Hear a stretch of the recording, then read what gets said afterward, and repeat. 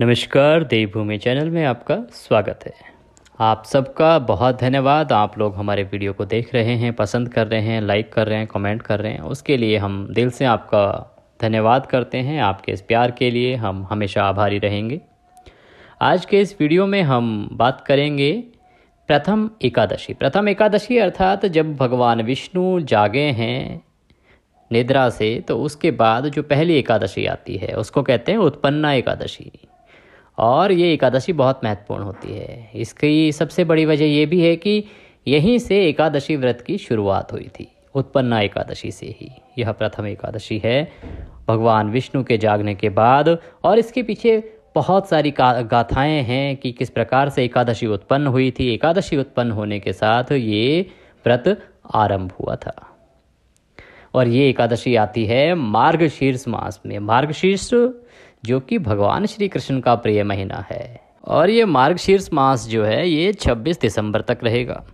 इस दौरान कई व्रत त्योहार आएंगे जो भगवान विष्णु को समर्पित हैं, और इन्हीं में से एक है मार्गशीर्ष मास की उत्पन्ना एकादशी।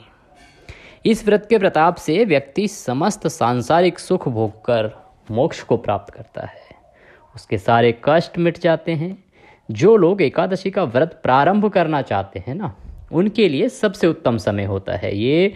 वो उत्पन्ना एकादशी से व्रत को करना आरंभ करें। जिस भी किसी ने अभी तक एकादशी का व्रत नहीं किया है और अगर वो चाहता है कि वो एकादशी व्रत करे, तो उत्पन्ना से उसको आरंभ करना चाहिए। ये बहुत अधिक पुण्य फलदायी है।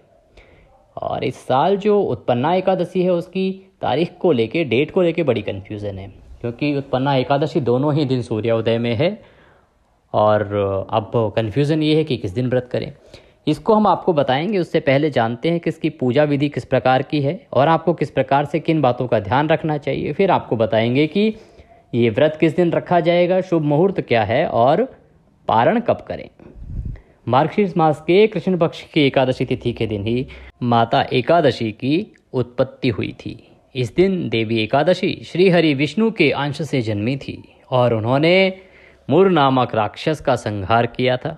ये व्रत साधक की तमाम मनोकामनाओं को पूरा करने वाला होता है। एकादशी व्रत में हमें कुछ सावधानियां बरतनी चाहिए, जिससे सबसे महत्वपूर्ण है कि जब आप भगवान विष्णु का भोग लगाएंगे, हम आपको हमेशा बताते हैं कि तुलसी दल के बिना भगवान विष्णु को भोग ना लगाएं। उसमें एक तुलसी पत्ता अवश्य डालें, तभी भगवान विष्णु उस भोग को स्वीकार करते हैं। तुलसी उतारने का समय वह बहुत ध्यान रखने योग्य है। तुलसी हमेशा एक दिन पहले उतार लेनी चाहिए, और अगर कभी रविवार पड़ रहा हो तो उससे भी पहले उतार के रख लेनी चाहिए। आपने एकादशी का व्रत अगले दिन करना है तो नियम कहता है कि आप दशमी तिथि को ही दोपहर के भोजन के बाद कुछ ना खाएं। फ्रूट्स खा सकते हैं, फल फ्रूट खा सकते हैं, पर अन्न ना खाएं। और लहसुन प्याज तो बिल्कुल त्याग देना चाहिए दशमी तिथि को ही। और रात्रि को, दशमी तिथि की रात्रि को, जब आपको अगला दिन आपने सुबह से व्रत करना है, उससे पहले जो रात्रि है, उस रात्रि को, रात को जो भी खाना पीना खाया आपने, फ्रूट्स वगैरह खाएं, उसके बाद अपना दंत धावन अर्थात मंजन करें अच्छे से, अपने टूथपेस्ट करें अच्छे से, और अपने दांत जो है, मुंह जो है, उसको अच्छे से साफ कर लें। अगले दिन सुबह से व्रत के जो नियम हैं उनका पालन करें। किस प्रकार से? देखिए, पूजा आपने सुबह करनी है। सबसे उत्तम होता है कि आप ब्रह्म मुहूर्त में उठ जाएं। ब्रह्म मुहूर्त में अगर आप नहीं उठ पा रहे हैं तो कोई बात नहीं, आप सूर्योदय से पहले उठ जाएं। सूर्योदय से पहले उठें, अपना स्नान आदि जो दैनिक क्रियाएं हैं उनसे निवृत्त होने के बाद सबसे पहले एकादशी व्रत का संकल्प करेंगे और भगवान विष्णु की पूजा करेंगे। उसके लिए आपके पास जो घर में मंदिर है वहाँ पे आसन लगा के बैठ जाएं। या तो पूर्व दिशा की ओर मुँह करें या तो उत्तर दिशा की ओर, शुभ रहेगा। आसन लगा के बैठ जाएं और वहाँ पे एक चौकी, देखिए आपके पास मंदिर में ऐसी जगह है जो साफ़ सुथरी होती है, या फिर आप पहले उस जगह को साफ़ कर लें। अगर कच्ची जगह है तो गाय के गोबर से लीप लें। अगर आपके पास आजकल क्योंकि कल्चर फ्लैट्स का है तो आपके टाइल्स होती हैं लगी हुई, आप एक अच्छे से शुद्ध पानी से उस जल का पोछा लगा लें, उस पर गंगा जल छिड़कें, फिर वहाँ पे एक पट्टा, चौकी जो भी आपके पास है वो बिछाएं। उस पर हो सके तो एक पीला वस्त्र बिछाएं। उसके ऊपर भगवान विष्णु की एक प्रतिमा या तस्वीर रखें। तस्वीर या प्रतिमा जब भी कुछ हम रखते हैं तो भगवान को सबसे पहले आसन देते हैं। उसके निमित्त कुछ पुष्प वहाँ पे रखें, उसके ऊपर आप उसके बाद उस तस्वीर को रखें। गणपति जी की प्रतिमा आपके मंदिर में होगी, उसको रखें, गणपति जी बनाएं। माँ लक्ष्मी साथ में हैं तो उत्तम है, माँ गौरा साथ में है, रिद्धि सिद्धि तो उत्तम है। और अगर नहीं भी है तो गणपति और विष्णु जी की पूजा आप कर सकते हैं। इसके बाद सबसे पहले शुद्धियोदक आप पहले अपने हाथों को धोएंगे। एक लोटा या गिलास लेना है जिसमें जल होगा साफ, उसमें थोड़ा सा गंगा जल डाल लीजिए। उसके बाद उससे पहले अपने हाथों को हस्तो प्रक्षालनम अपने हाथ धोइए। फिर भगवान को स्नान कराइए। स्नान कराने का सबसे अच्छा तरीका है, एक कोई पुष्प आपके पास होगा, उस पुष्प को पानी में डुबोइए और अपने सीधे हाथ से प्रभु को थोड़े से छींटे दीजिए।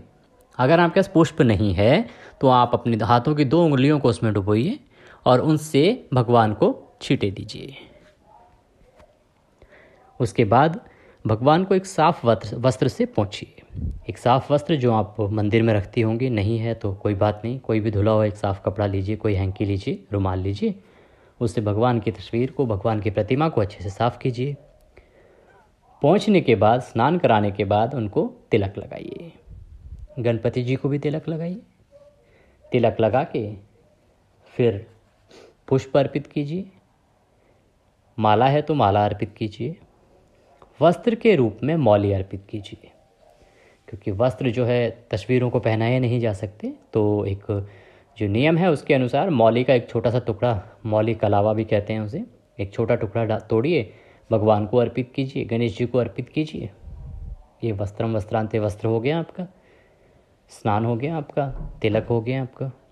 उसके बाद माला पहना दी आपने, पुष्प अर्पित कर दिए। आप व्रत का संकल्प लेंगे। अपने हाथ में थोड़ा सा जल लीजिए और थोड़े फूल डाल लीजिए। भगवान से निवेदन कीजिए, ओम विष्णु और विष्णु और विष्णु। हे भगवान विष्णु, हम आपको साक्षी मानकर अपना नाम बोलिए, अपना गोत्र बोलिए और जिस स्थान पर आप हैं अपना मकान नंबर बोलिए। हम ये संकल्प करते हैं कि आज के दिन हम एकादशी का व्रत निराहार रह के करेंगे। इसको सफल बनाने के लिए हमें शक्ति दीजिए और वो संकल्प भगवान विष्णु के चरणों में छोड़ दीजिए। उसके बाद आप भगवान विष्णु की कथा श्रवण कीजिए। एकादशी का जो महात्म्य है, हर एक एकादशी का अलग महात्म्य होता है, वो अवश्य सुने। अगर आपके पास पुस्तक नहीं है तो सबसे अच्छा साधन है आप हमारे चैनल को सब्सक्राइब कर लीजिए, और कर रखा है तो वो बहुत उत्तम है, क्योंकि प्रत्येक एकादशी का महात्म्य, प्रत्येक एकादशी की कथा समय से आपके इस चैनल पर अपलोड की जाती है। आप अपने हमारे चैनल पर वह कथा श्रवण करें। कथा सुनने के बाद भगवान विष्णु की आरती करें। भगवान विष्णु की आरती के बाद भगवान को भोग लगाएं। भोग में तुलसी दल अवश्य डालें। भोग लगाने के बाद पूजा आपकी समाप्त होती है।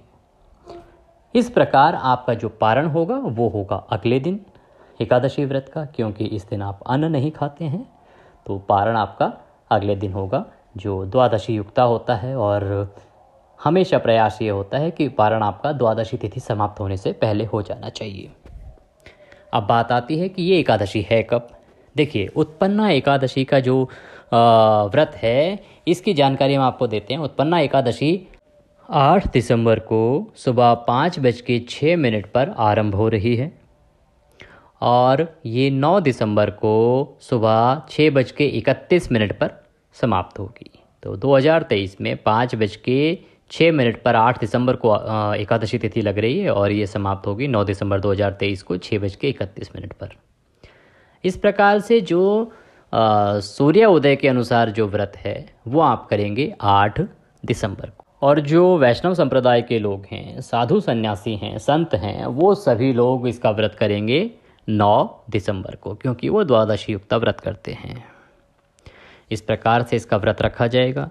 पारण अगर आप 8 तारीख को व्रत रख रहे हैं, गृहस्थाश्रम वाले आप 8 तारीख को अगर व्रत रख रहे हैं तो आपका पारण होगा दोपहर को 1:15 से 3:20 का समय रहेगा। ये समय रहेगा 9 दिसंबर को। आप 8 तारीख को एकादशी का व्रत रखेंगे, 9 दिसंबर को दोपहर को 1:15 से 3:20 का समय। अगर आप वैष्णव संप्रदाय से संबंधित हैं और 10 दिसंबर को आप इसका पारण करेंगे 9 को व्रत करके, और समय रहेगा सुबह 7:02 से 7:13 के बीच में, क्योंकि उसके बाद द्वादशी समाप्त हो रही है, इसीलिए आप इससे पहले ही पारण अवश्य कर लें। जानकारी थी एकादशी के बारे में। अगर वीडियो अच्छा लगा हो तो वीडियो को लाइक अवश्य करें, कमेंट बॉक्स में जय श्री हरि अवश्य लिखें।